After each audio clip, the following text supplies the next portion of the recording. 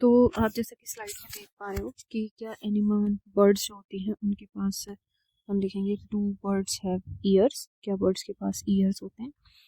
तो yes, birds have years. तो हम क्या लिखेंगे कि यस, बर्ड्स हैव ईयर्स। ठीक है, तो बर्ड्स कैन हियर।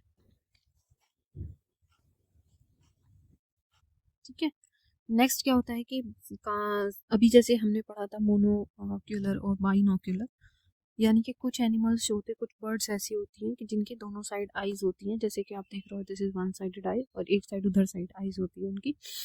तो ज़्यादातर मेजॉरिटी ऑफ बर्ड्स जो होती हैं ऐसी होती हैं जिनकी बोथ साइड में हमारी आईज होती है, यानी कि ये बर्ड्स जो होती हैं ये क्या करती हैं, ये एक बार में डिफरेंट चीज़ें देख सकती हैं।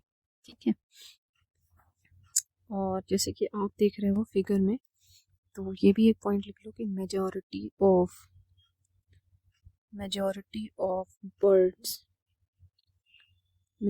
of birds are eyes, majority of birds have fixed eyes। बहुत सारी बर्ड्स जो होती हैं ऐसी होती है जिनकी आईज जो होती है कैसी होती है, फिक्स्ड होती है, जैसे कि आप कुछ कुछ फिगर में भी देख सकते हो, यानी कि वो मूव नहीं करती है। ठीक है, एंड कैन नॉट मूव, वो मूव नहीं कर पाती है, जिसकी वजह से that's why as a result, इस वजह से बर्ड्स को अपनी पूरी हेड को टर्न करना पड़ता है। As a result birds must turn their head to see things। ठीक है, this is all about this।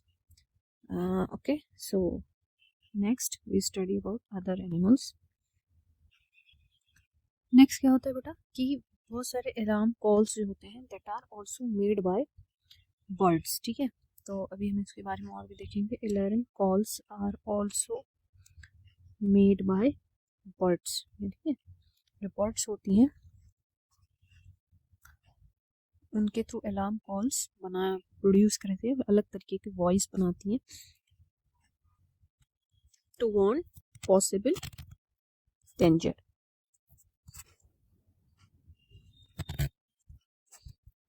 ठीक है, ठीक है, ताकि अगर उन्हें कोई किसी तरीके के डेंजर अप्रोच कर रहा है, कोई एनिमी है अप्रोच कर रहा है स्काई से, तो वो अलग तरीके की वार्निंग कॉल बनाती हैं। यानी कि लिख लो इसको भी कि इफ द एनिमी मतलब दुश्मन। ठीक है, if the enemy is approaching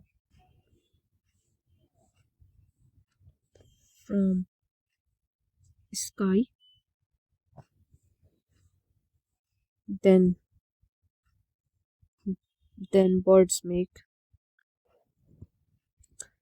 then birds make different call birds make different calls then if the enemy is approaching from ground, यानी कि अगर कोई उसका दुश्मन आसमान से अटैक कर रहा है तो अलग तरीके की वॉइस निकालती है बर्ड्स, और अगर कोई उसका दुश्मन जो है वो ज़मीन से उसको अटैक कर रहा है अप्रोचिंग फ्रॉम ग्राउंड, तो it makes different warning call. ठीक है, so this is all about the birds.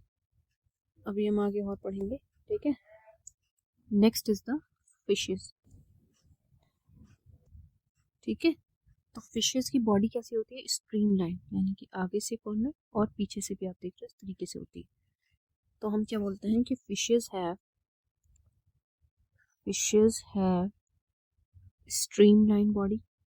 ठीक है, स्ट्रीमलाइन बॉडी, इनकी बॉडी स्ट्रीमलाइन होती है। दूसरी बात, इनकी बॉडी कवर होती है, fishes body is covered with scales. ठीक है, इस स्केल से कवर्ड होती है। दूसरी बात, क्या फिशेस के ईयर्स होते हैं? तो यस, फिशेस हैव ईयर्स। ठीक है, फिशेस के ईयर्स भी होते हैं। Fishes breathe through gills.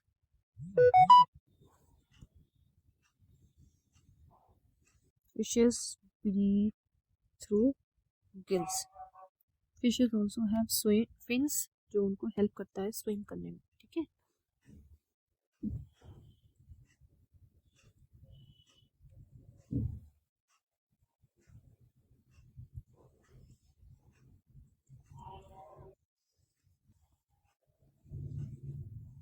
ठीक है, फिशेस जो होते हैं उनके फिन्स होते हैं जो उन्हें हेल्पफुल होते हैं स्विम करने में, इसको हेल्पफुल होती है, ठीक है। गिल्स होती है जिसके थ्रू वो ब्रीथ करती है, ओके। दूसरी बात, fishes also make different sounds. Fishes make different sound, यानी कि किसके through, with the help of electrical signal, ठीक। जैसे कि आप ये देख रहे हैं फिगर में, that electrical signals are used by fishes, ठीक है। हम क्या लिखेंगे कि electric signals are used by fishes to signal danger, ठीक है। जैसे कि आप इस फिगर में देख रहे हो, तो ये इलेक्ट्रिकल सिग्नल प्रोड्यूस करती है किसी भी तरीके का डेंजर वगैरह होता है तो उससे प्रिवेंट करने के लिए, ठीक है।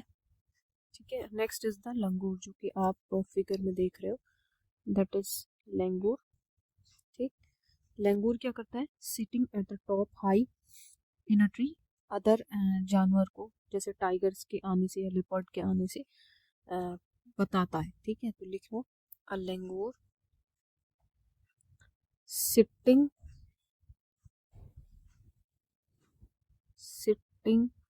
atop high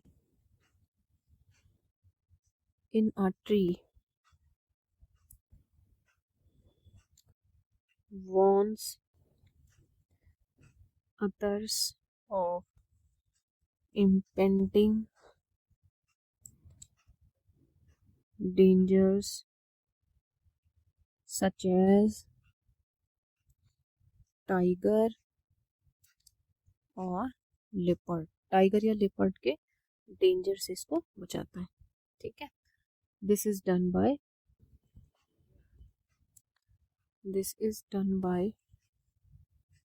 द लैंग्वेज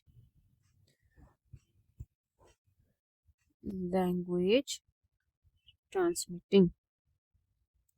कैसे समझ में आया लोगों को, लैंग्वेज ट्रांसमिटिंग के थ्रू,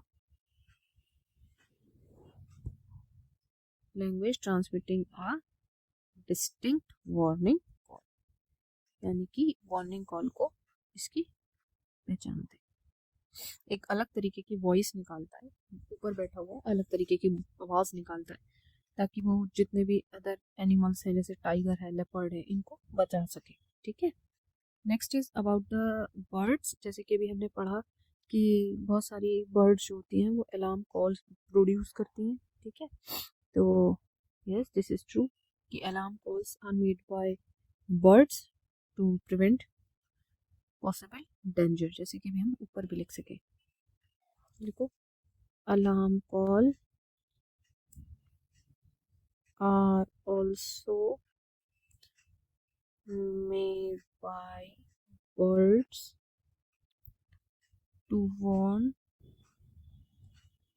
of possible danger से बचने की, जैसे कि आपको फिगर में दिख भी रहा है। तो birds like kite, eagle and vulture, ठीक है। काइट, ईगल और वल्चर जो होती है, क्या सी 4 times as far as human can,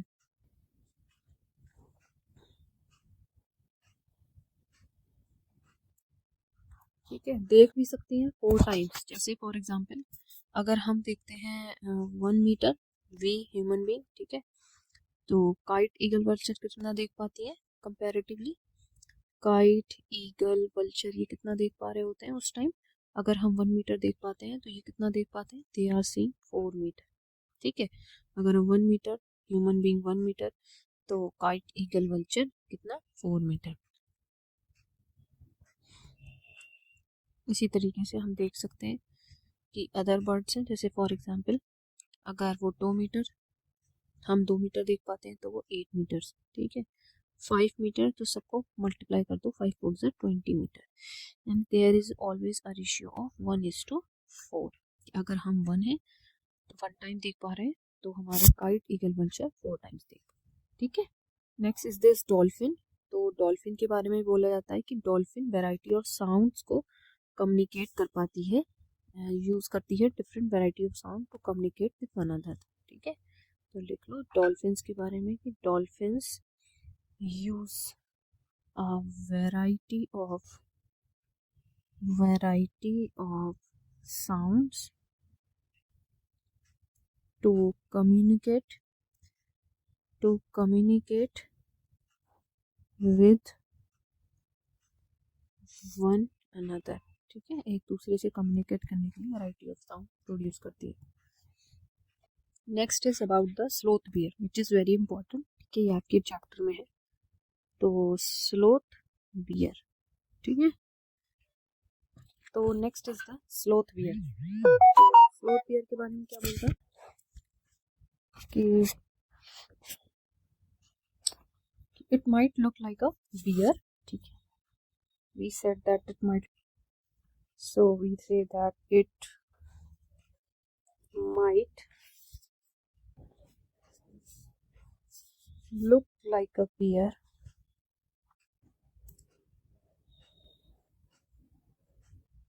but it's a sloth, मगर वो होता क्या है, एक स्लोथ होता है। Got it. नेक्स्ट पॉइंट क्या है कि इट स्पेंड, यानी कि sloth spends nearly 17 hours a day, 17 घंटे पर दिन सोता है। कैसे सोता है, sleeping while hanging upside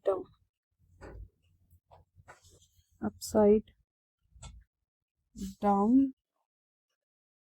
from a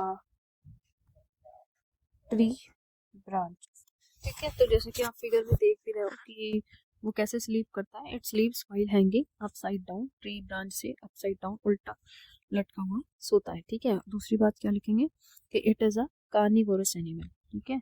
it is a carnivorous animal, ये क्या होता है, ये कार्निवोरस एनिमल होता है, ठीक है। क्या क्या करता है, it eats branches of tree, वो leaves of tree, it eats leaves यानी पत्तियां भी खाता है, from the same tree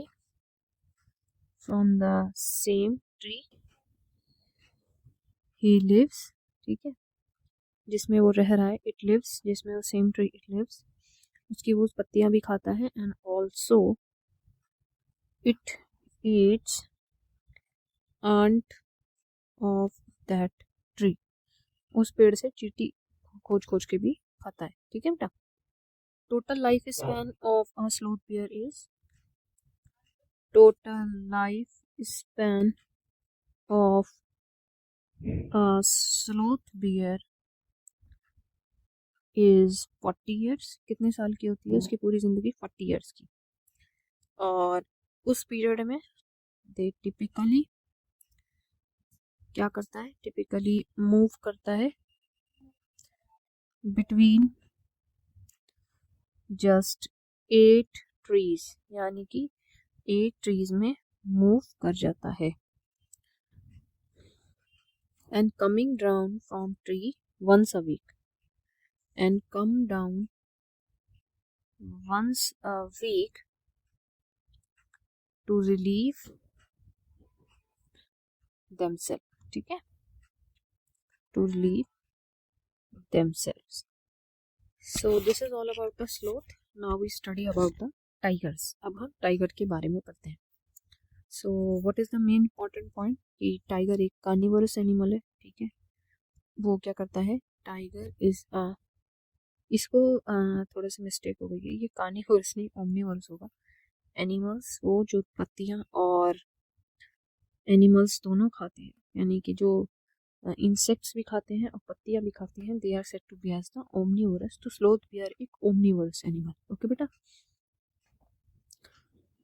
next हम पढ़ते हैं कि टाइगर क्या है।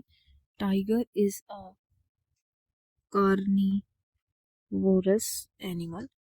टाइगर एक कार्निवोरस एनिमल होता है। ठीक है, तो टाइगर का नाइट विजन कितना होता है? Tigers night vision is 6 times better than human. ठीक है, ह्यूमन से 6 टाइम बेटर होता है। जैसे फॉर एग्जाम्पल कि इफ ह्यूमन बीइंग जो है वो देखता है 1 मीटर, तो टाइगर कैसे देख रहा है हमारा 6 मीटर रात के टाइम। ये 2 मीटर तो हमारा ये 12 मीटर। ठीक, नेक्स्ट पॉइंट क्या होता है कि tigers whiskers are extremely sensitive। जो टाइगर की विस्कर्स होते हैं वो एक्सट्रीमली सेंसिटिव होते हैं। They can detect air movement and vibration. They can detect air movement and, तो जो टाइगर की हियरिंग होती है वो बहुत ज़्यादा एक्यूट होती है। So we can write that tiger's hearing is so acute that वो क्या करता है, इतना ज़्यादा शार्प हियरिंग होती है उसकी कि वो पत्तों पे कोई एनिमल चल रहा है या फिर पत्ते हिल रहे हैं हवा से, वो डिस्टिंग्विश कर सकता है। So that it can distinguish between the rustling of leaf and the sound of animal walking on grass। sound of animals moving on grass, उसको भी डिटेक्ट कर लेता है, डिफरेंशिएट कर लेता है। ठीक है बेटा, और टाइगर जो होता है वो डिफरेंट डिफरेंट वॉइस भी प्रोड्यूस करता है। टाइगर जब किसी वेरियस रीजन से गुस्सा होता है तो वो अलग तरीके की वॉइस निकालता है, और जब वो अपनी टाइगर्स को बुलाता है तो वो अलग तरीके की आवाज़ निकालता है। तो tiger make various sound for various reason. Okay,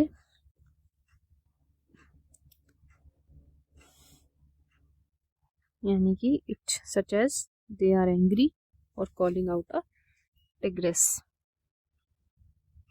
such as making different sound for making different sound when it is angry, when tiger is angry। जब टाइगर एंग्री होता है तो अलग तरीके की वॉइस निकलता है। when tiger is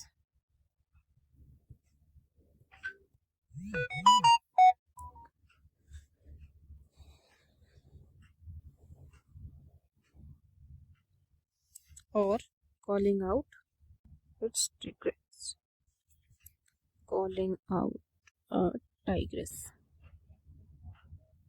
ठीक है, और ये रोर भी करता है, स्नार्ल भी करता है, आवाज़ निकालता है गुर्राने की। तो इट कैन रोर और स्नार्ल, रोर करता है और स्नार्ल करता है। ठीक है, which can be heard up to its roar, जो उसकी रोर होती है वो 3 किलोमीटर्स तक हर्ड होती है। तो its roar can be heard up to 3 kilometres, can be heard up to 3 kilometres. ठीक है, so this is all about that।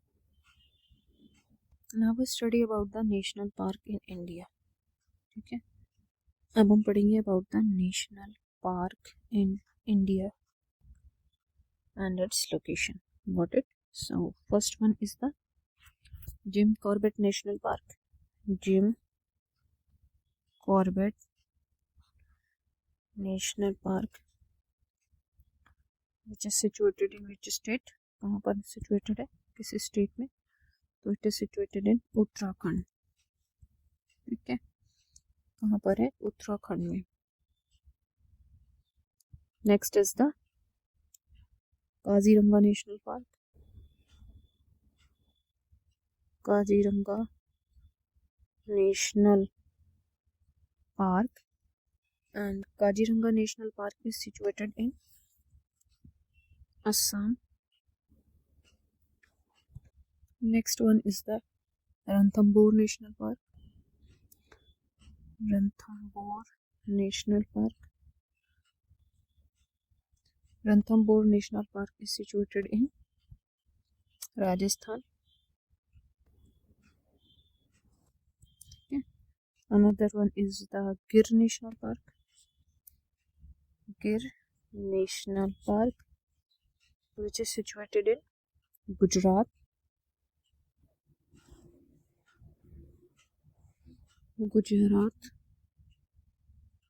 Next one is the Kanha National Park. Kanha National Park, which is situated in Madhya Pradesh. कहाँ पर है? मध्य प्रदेश. ठीक है. Next one is the Bandhavgarh national park. Bandhavgarh national park, which is situated in Madhya Pradesh.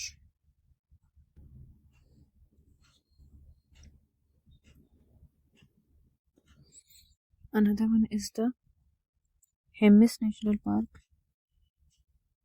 Hemis National Park, which is situated in Ladakh. Another one is the Pariyar National Park, situated in Kerala.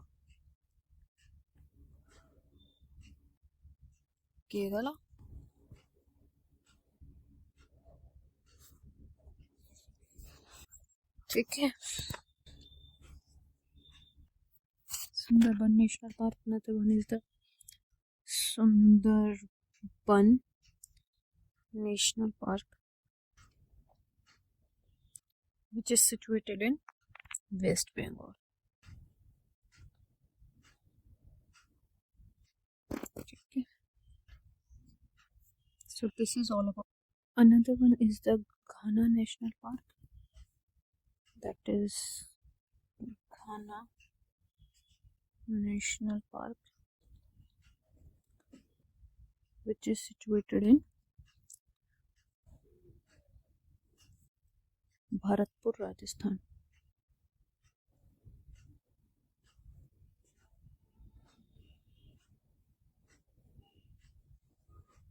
So these are all about the national parks that you have to learn.